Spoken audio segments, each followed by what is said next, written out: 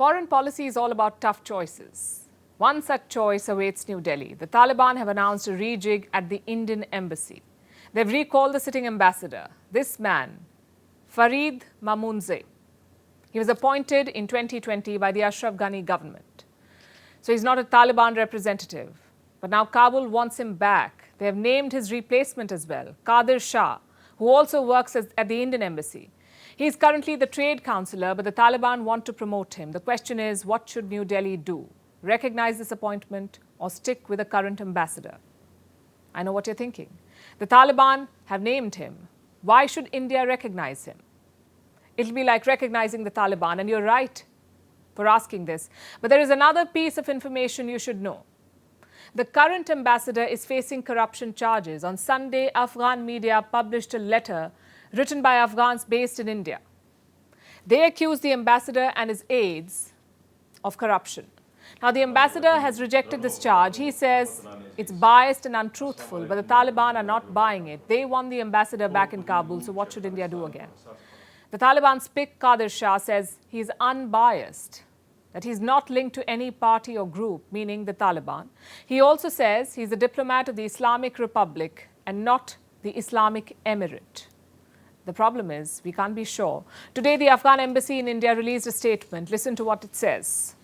The embassy categorically rejects the claims from an individual claiming to have taken charge of the mission at New Delhi at the behest of the Taliban. The individual has been responsible for spreading misinformation against officials of this mission. Now consider this scenario. Qadir Shah takes over the embassy in India. He decides some changes are necessary, perhaps display the Taliban's flag instead of the old one, or maybe stop helping Afghans critical of the new regime. What happens then? A Taliban flag at the embassy would be a major embarrassment for India, and it's entirely possible. The Taliban did the same with their Chinese embassy, removed the sitting ambassador and promoted a diplomat already posted there, and China accepted it. And now a Taliban flag flies over the embassy in Beijing. India should be wary of that. Such embassy rejigs may appear small, but the Taliban will go to town with it. They will spin the narrative to suit them. It's happened many times in the past 2 years. In 2022, India decided to reopen its embassy in Kabul. It was called a technical mission. But the Taliban did not see it that way. They peddled it as partial recognition by India. Something similar happened in March this year. India organized a training camp for Afghan diplomats. The Taliban was again shouting from rooftops. Do you see the problem here? The Taliban clearly want to engage with India. They need recognition from the world's largest democracy. They also need financial help for their people. Unlike the 1990s, Pakistan cannot help them.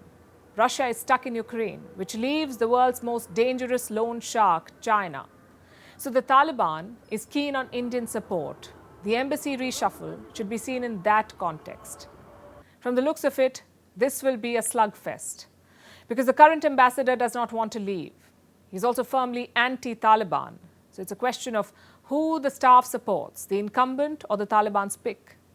As of now, New Delhi is just a spectator to this tussle. But it's emblematic of the larger dilemma for India. On one side, it has the political reality of the Taliban regime to deal with. They're not going anywhere. On the other is the nature of that regime. Brutal, oppressive, and cozy with terrorists. Like I said at the start, no easy choices in foreign policy.